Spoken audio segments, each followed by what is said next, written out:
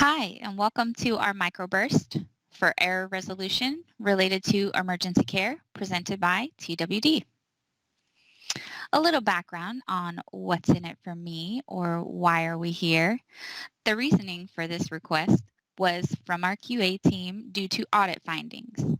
We want to make sure that we address reviewing these claims appropriately, referring to the correct business units, and denying appropriately if and when applicable. So let's review our learning objectives. Our first learning objective is to identify the reason error code 23020 presents on our claim.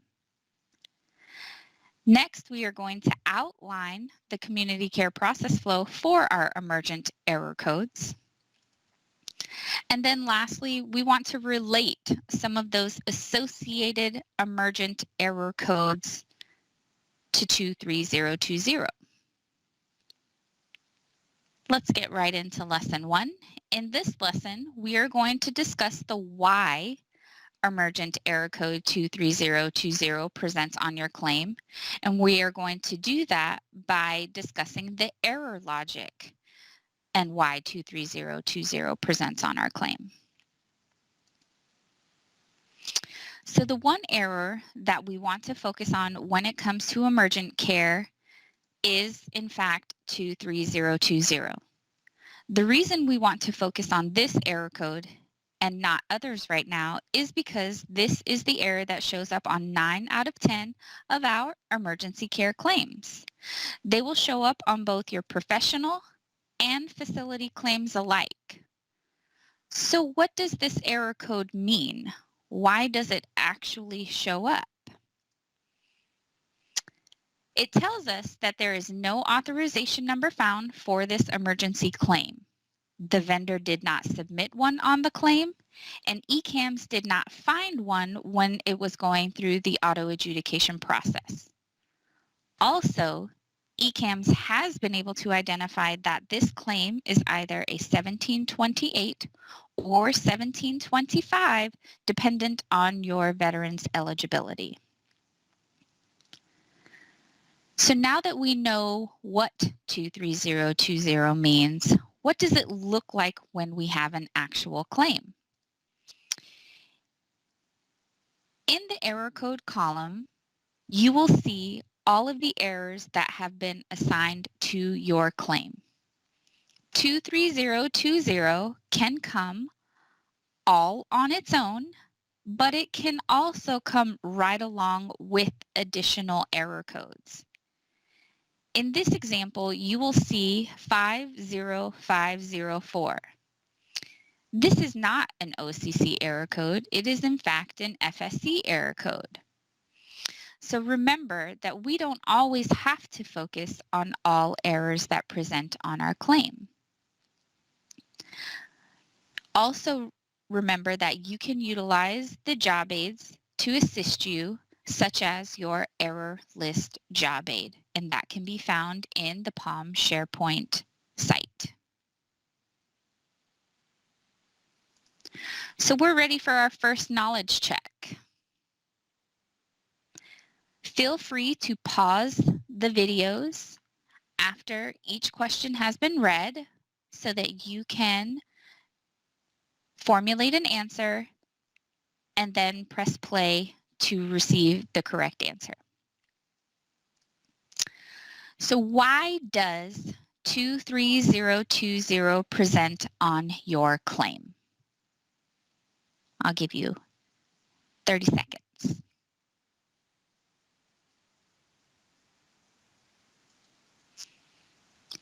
If you answered because the authorization number was not provided on your emergency care claim, or the vendor did not submit one, or ECAMS did not find one, then you would be correct. Here's our next question. Does error code 23020 present on a claim by itself? Again, I will give you about 30 seconds.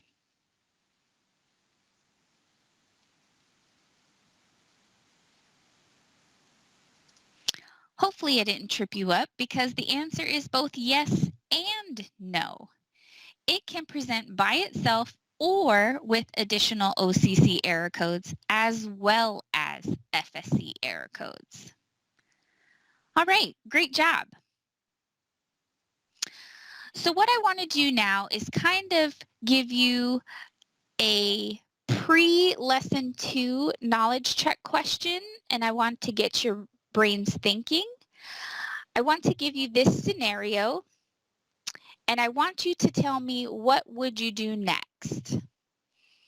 This is an episode of care for 7/1 through 7/15 of 2019 with a notification that was received on 7/16 of 2019, and it was an approved episode of care as 1728. Then it presented with error code 93010, and this was an electronic claim. During my review, I found that there were no duplicate claims on file, no additional submissions. So based on the choices that you have, what would be your next step? Would I force the error? Review DataNet for an official date stamp? Add denial code? Release the error? Or apply a deny action? So we are going to discuss this scenario in our knowledge check for lesson 2. So if you want to take a moment to pause the video and make a decision, we will revisit that when we get to the lesson 2 knowledge check.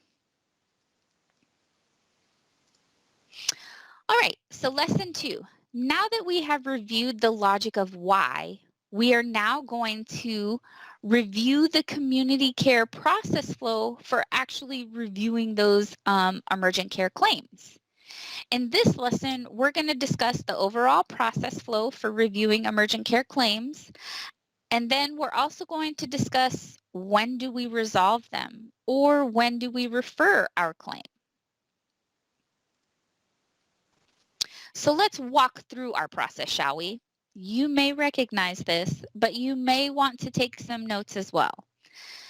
The key here is that we want to see what we will do and where. So I'm going to show you the process on the left, and you will see the corresponding system that it is done in on the right. Note that this flow goes down, to the right, up, across, and down. This will help you get things in the correct order. So let's get to that first step.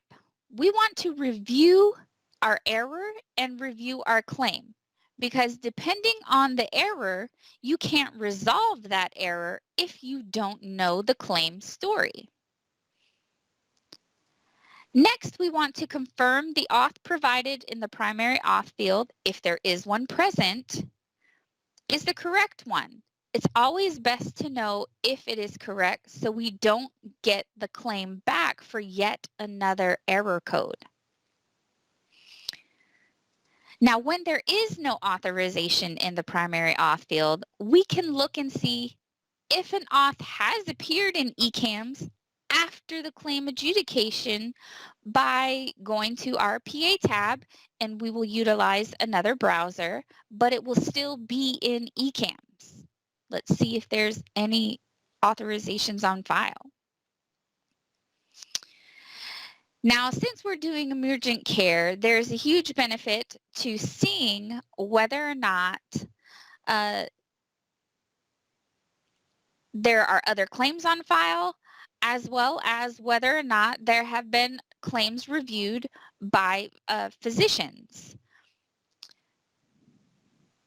So these two steps go hand in hand.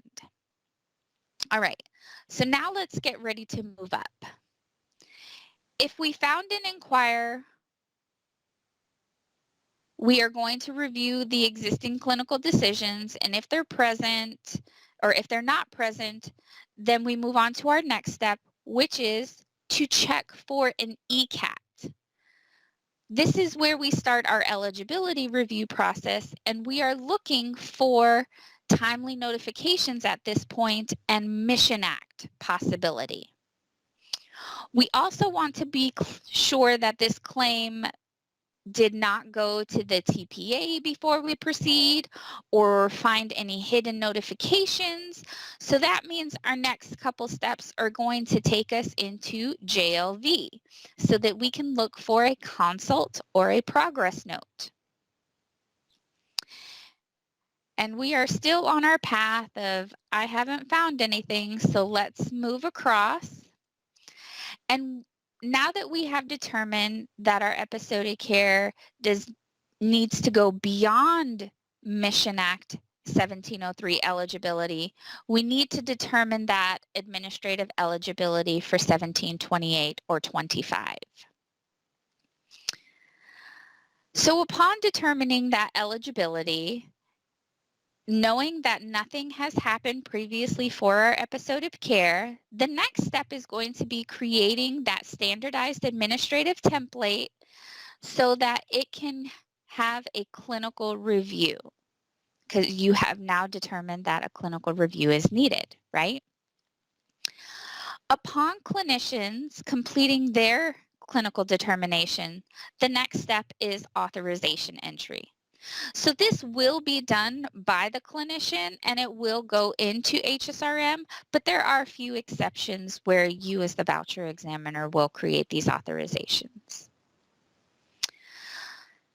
So now that we have our authorizations, everything has been applied to this claim as it should, we want to apply the appropriate action as it relates to our error codes. And then we are all done. Easy peasy, right?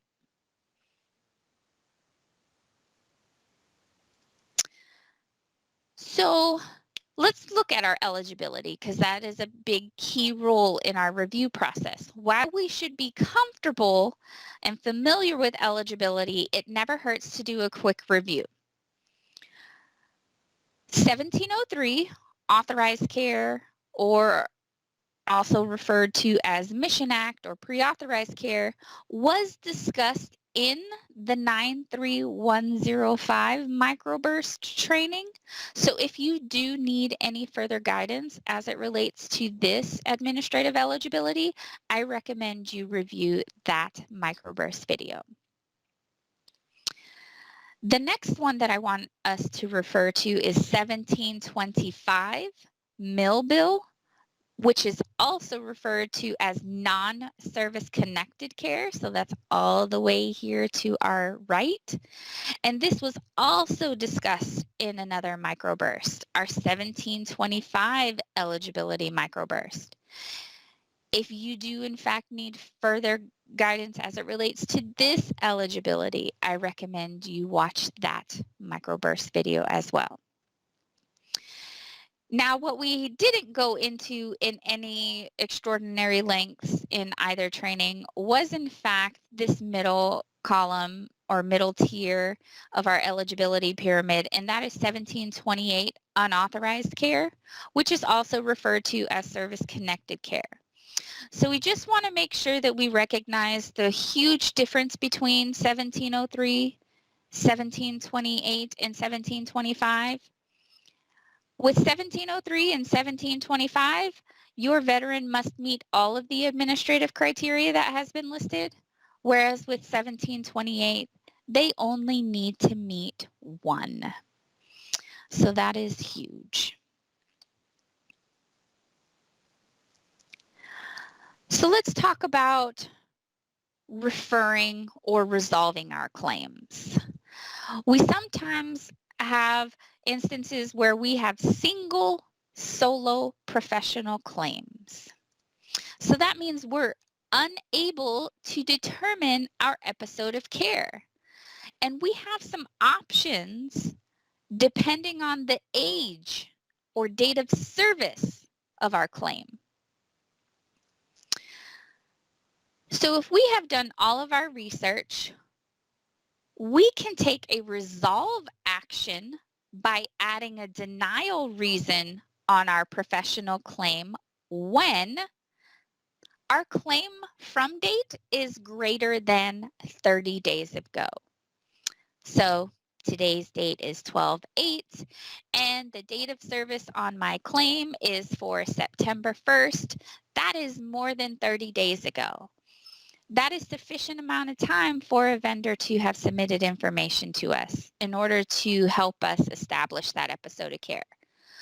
So when you are faced with that scenario, we can deny these claims, and we will do that by adding a denial reason of 73005 or 73012, which both mean a need for medical records, all records.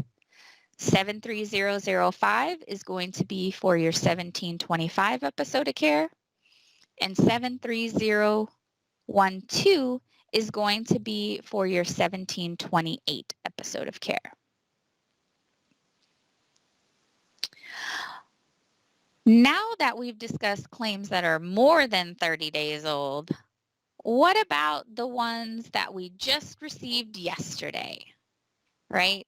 In that instance, we are actually going to refer our claim, and we are going to refer to the Emergent Holding Business Unit. So when your claim from date is less than 30 days ago, like I said, example, today's date is 12/8 and my date of service is 12/1, that might not be sufficient amount of time for us to have received what we needed. Most facilities bill on a 30-day cycle, whereas professionals can bill as soon as they are completed with their services, right? So in this case, we want to give benefit of the doubt to our vendor as well as our veteran and hold those claims. And we are going to refer it to the Emergent Holding Business Unit with the comment of episode of care cannot be determined.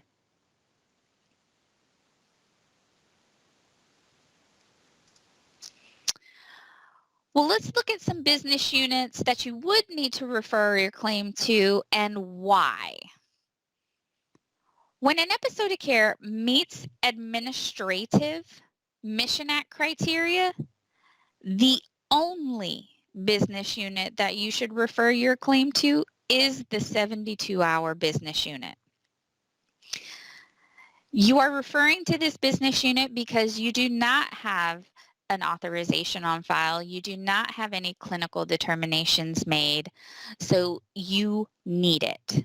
And we are going to refer it to the 72-hour mission business unit for that Mission Act episode of care. I also want to note that we only need to complete the 1703 portion of the standardized template when there is no ECAT on file. If there is an ECAT on file, you should utilize the appropriate refer comments as it relates to your ECAT SOP.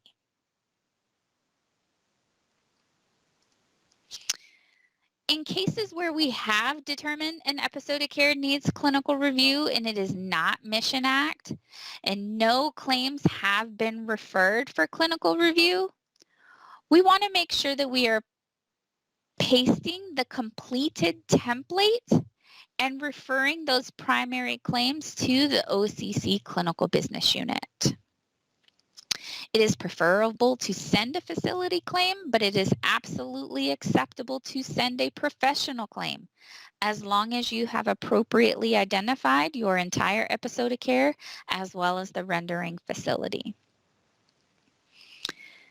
Now, if you have a date of service that is 2/16 of 21 or current, and there is an entry in ECAT that shows that this entry is 1728 or 1725 status with no other claims available to refer, then we are going to refer this claim to the OCC Clinical ECAT Business Unit. And the reason we are indicating this date is because ECAT is not able to complete or create authorizations for dates of service prior to. If there are no decisions found, but another claim has been sent to clinical review or is in review of some kind, we want to make sure that we are pasting those standardized administrative templates or the refer comments in our associated claim and referring it to the OCC awaiting clinical business unit. Please make sure that you are making note of the primary claim was sent to what business unit. Make sure that you are identifying the primary TCN so that there can be a tie back. And we will take care of those as an episode of care when everything has been completed.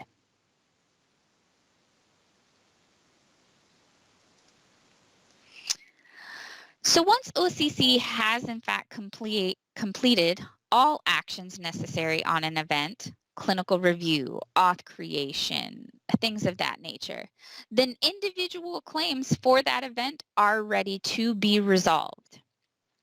So the following resolve actions include release, and this is when we request ECAMs to take another look at the claim, re-adjudicate it. For an example, we have now saved an authorization number in the primary auth field because this was a approved episode of care, and I want ECAMs to take another look at it. The next would be force. Force indicates that this error code is not applicable. For example, 1725 insurance error is on our claim. It's an outpatient claim, and your veteran only has Medicare Part A coverage. Medicare Part A does not cover your outpatient care services. So in this example, the error is irrelevant, not applicable, so I want ECAMs to forget about it. So I would then force that error. The next action that we can take on our error codes is to actually deny it. And this is used when some part of administrative eligibility has not been met, such as timely filing. The last action that we can take on our claim to resolve it is an added denial reason. And we want to choose this option when the error codes that are present on our claim do not appropriately tell my veteran or my vendor why I am returning the claim. So an example of requiring an add denial reason is maybe my clinician denied this episode of care, or additional information is needed, such as medical records or an EOB, things of that nature. Error codes that usually generate aren't for those reasons. So we need to make sure that we add them so our veteran and our vendor appropriately know why this claim is being returned to them. All right, so we are ready for our second knowledge check. Again, please feel free to pause the videos at any time to review the questions before finding out the correct answers. And let's go ahead and revisit that first scenario that I gave you at the beginning of lesson 2 and see if you guys came up with the correct answer. So let's revisit it. We have a veteran whose episode of care is 7/1 through 7/15 of 2019. A notification was made on 7/16 of 2019, and this was approved and authorized as 1728. So then error code 93010 came on my electronic claim. So what do you think my next step for this claim should have been? Am I forcing the error, reviewing DataNet for the official date stamp, add denial code, release the error, or apply a deny action? Now that you've seen the lesson, I'll give you about another 30 seconds to see if maybe you've changed your mind from the first time you read this scenario.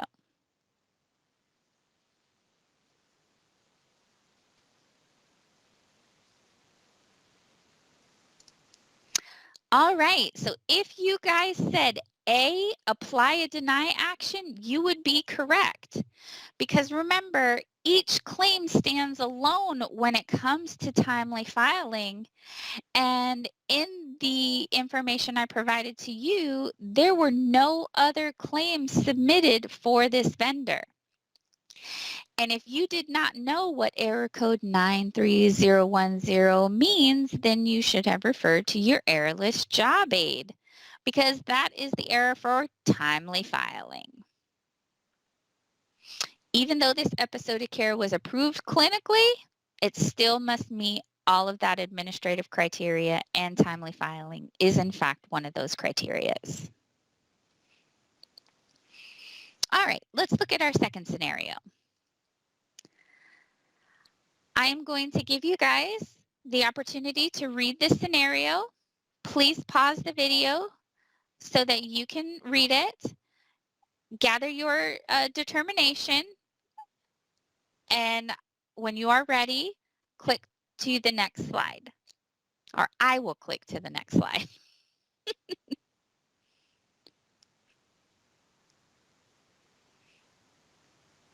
Okay, now that you've had an opportunity to read the scenario, here are your options. What are you going to do next? A, B, C, D, or E? Force, refer, deny, I don't know.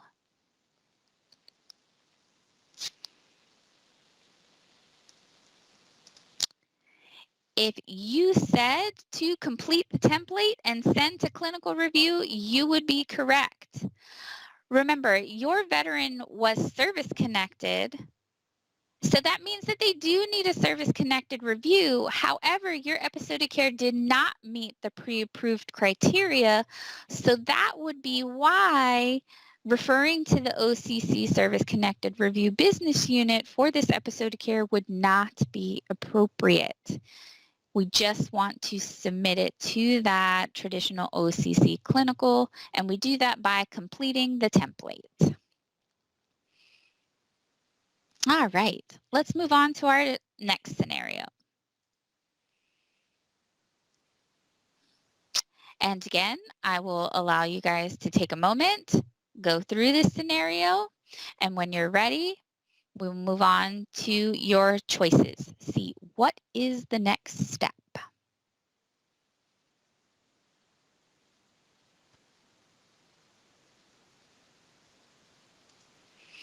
Okay, here are our options. A, B, C, D, or E. Force, deny, did I have an off? Am I going to release? I don't know. What do you think?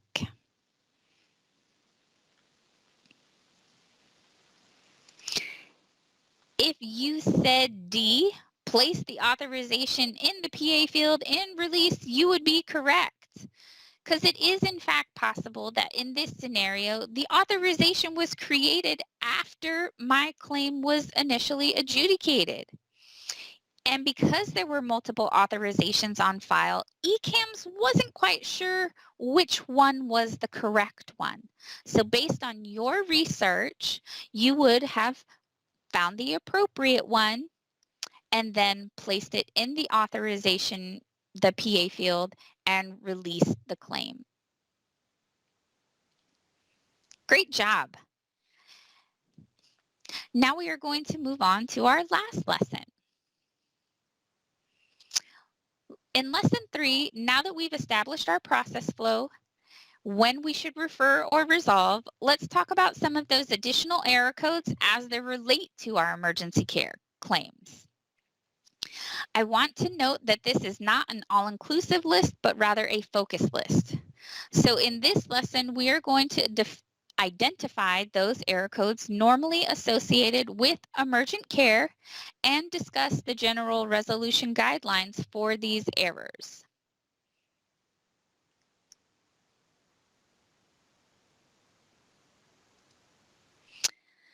So remember, we want to focus on error codes. Sometimes all we need to address is something super simple. So let's just talk about a few. They're going to pop up. You might recognize them.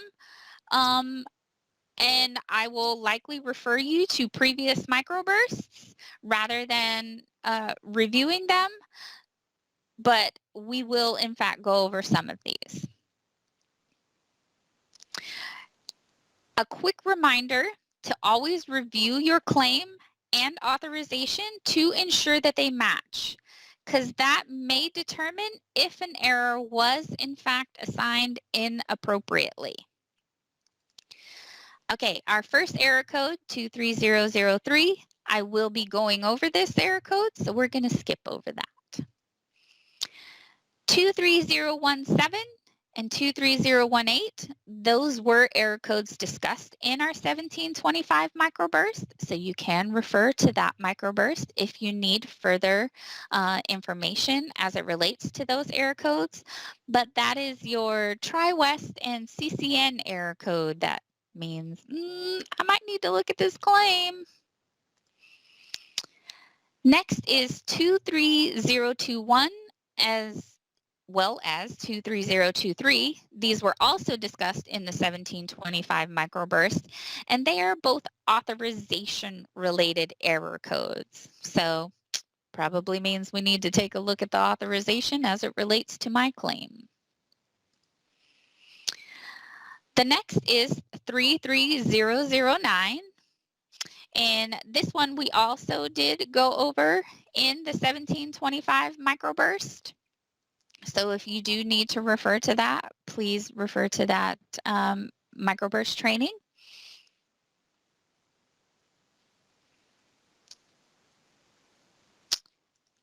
I apologize.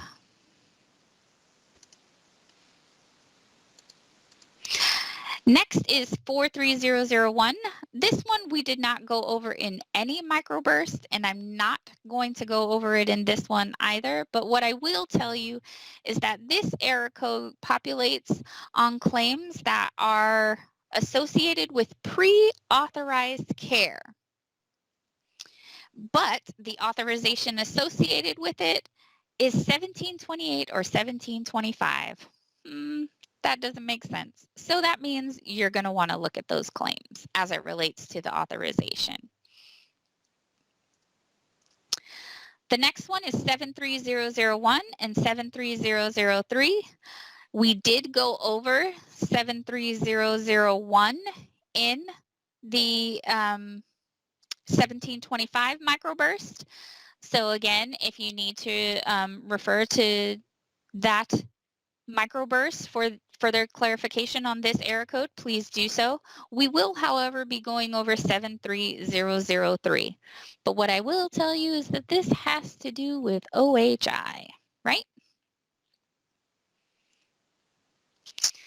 The next two are 73002 and 73004. These both were gone over in the 1725 microburst. And again, both of these error codes relate to OHI, so that means review the claim. The next error code we have is 73021, and this is also gone over in the 1725 microburst as it relates to administrative eligibility for your 1725 veterans. And the next one we have is 73092 and 73093. Those both have to do with OHI, and they were both discussed in our 1725 microburst. The next one I have is 93002, and this is our lone ambulance error code. We did, in fact, have an ambulance microburst. So if you do need further clarification on this error code, please refer to that microburst video. The next two we have are our timely filing error codes, 93009 and 93010. I will be discussing 93010, but 93009 was discussed in length in our 1725 microburst. So please refer to that video if you need further clarification. And then last but not least, my most favorite error code on the face of the planet is 93105. And this error code tells us so much just in its description alone. And you guessed it, we had a microburst on just this error code.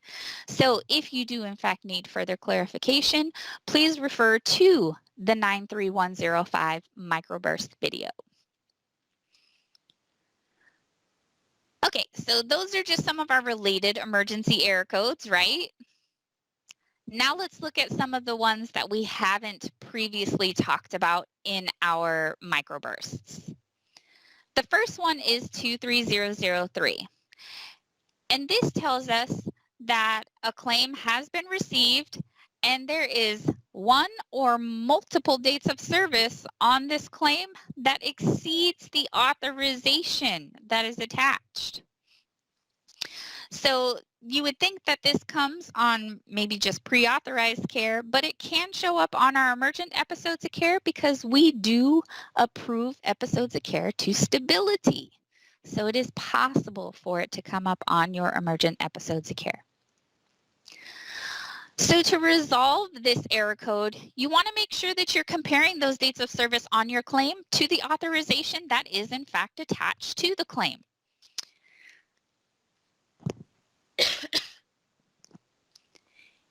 If a more appropriate authorization is found, then we want to paste that authorization and apply a release action to the error.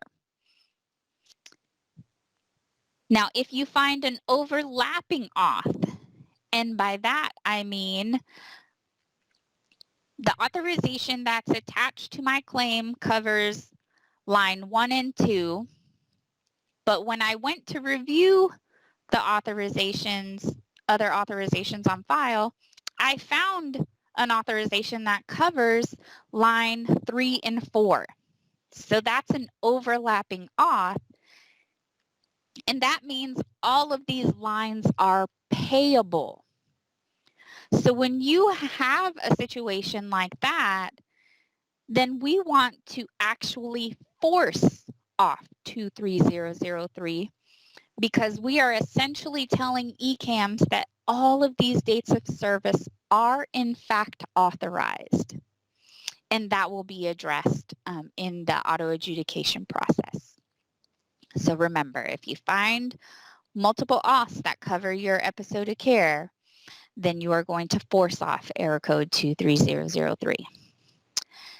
Now we come into our situation where the dates of service just are not authorized.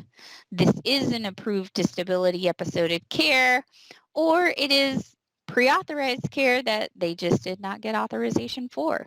So in those instances, you are in fact going to apply a deny action to any of those lines for which you did not find an approval for.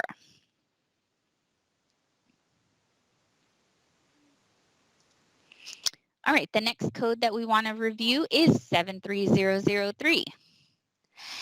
And this is in fact an OHI error code, but it is an OHI related error code to 1703 and 1728. But I know you guys are probably thinking like, what does OHI have to do with 1703 and 1725? Nothing, right? However, it does. So historically, in the FBCS days, we did not care if a vendor paid on a 1703 or 1728 episode of care. We just let a claim go and have a nice day and let the vendor refund other health insurance as applicable. That is not the case in ECAMs anymore. If for whatever reason our veteran is in fact approved under 1703 or 1728, that means that we are the primary payer and should be the only payer. So we are now in a position to have to review that other payer info screen from our show menu. Because if your claim is a 1703 or 1725 and there is a balance greater than 0 in the other payer information, then we will apply a deny action to 73003. If that vendor wants the VA to pay, then they better refund that other health insurance first, right? Now, if when reviewing that other payer information screen and you are working with your 1703 or 28 episode of care, and there is no payment listed in the other payer information, meaning it is 0, then that means that nothing happened. No payment was made by another payer. Maybe they're just indicating that my veteran has other health insurance, and that's perfectly acceptable. He could have 10. So in that instance, I am going to apply a force action on error code 73003 because now it is irrelevant and I want it to go through.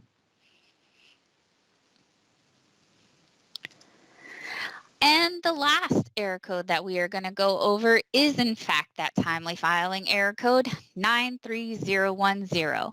Now this is the error code as it relates to our 1728 episodes of care. And that timely filing limitation is 2 years. Who can't file a claim in 2 years? It happens. All right. So we want to do our due diligence in reviewing whether or not there were previously submitted claims. I'm not going to go in length on what you need to do as far as reviewing for previously submitted claims. You can refer to the 1725 Microburst because it was discussed in length on what is required as far as reviewing for previously submitted claims. But if you do in fact find your error code to be valid, there are no other claims on file, nothing to justify why my vendor submitted this claim past its 2-year timely filing limitation, then I will apply a deny action to error code 93010. However, if I find it to be invalid, I do find a previously submitted claim, or there is information to support why my vendor submitted this claim past timely filing, then I am okay to apply a force action to error code 93010.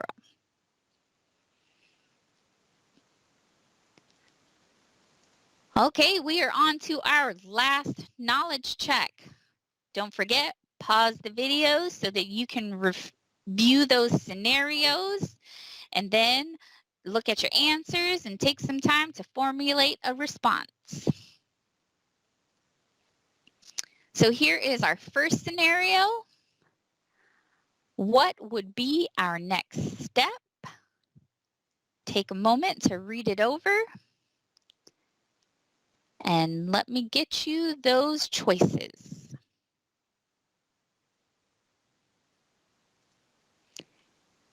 Am I going to select A, B, C, D, or E?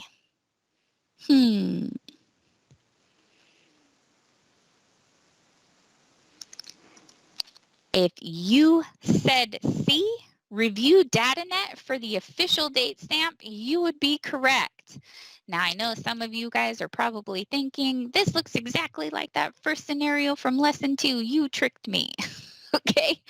The key difference from our first scenario in lesson 2 from this one is that we were dealing with a paper claim, right? And we just wanted to make sure that this claim is given its due diligence and seen whether or not we received this claim timely, right? We don't want to go off denying our paper claim submissions because it is just not best practice, right? Okay, let's go on to our second scenario.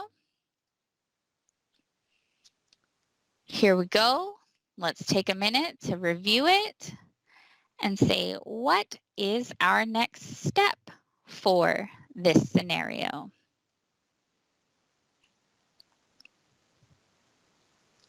Here are your options. Am I going to A, B, C, or D? What do you think based on that scenario that was presented?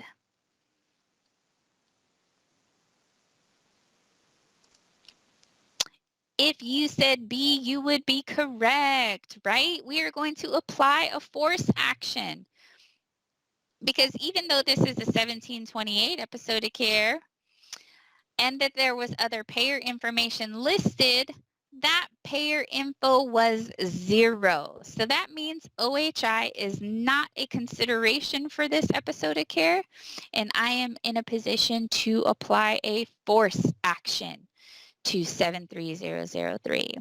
Woohoo! Excellent job, everyone. Excellent. So let's go ahead and take a recap of our learning objectives. First, we talked about error code 23020 and why does it present on our claim. We got some logic and what kind of claims that it presents on.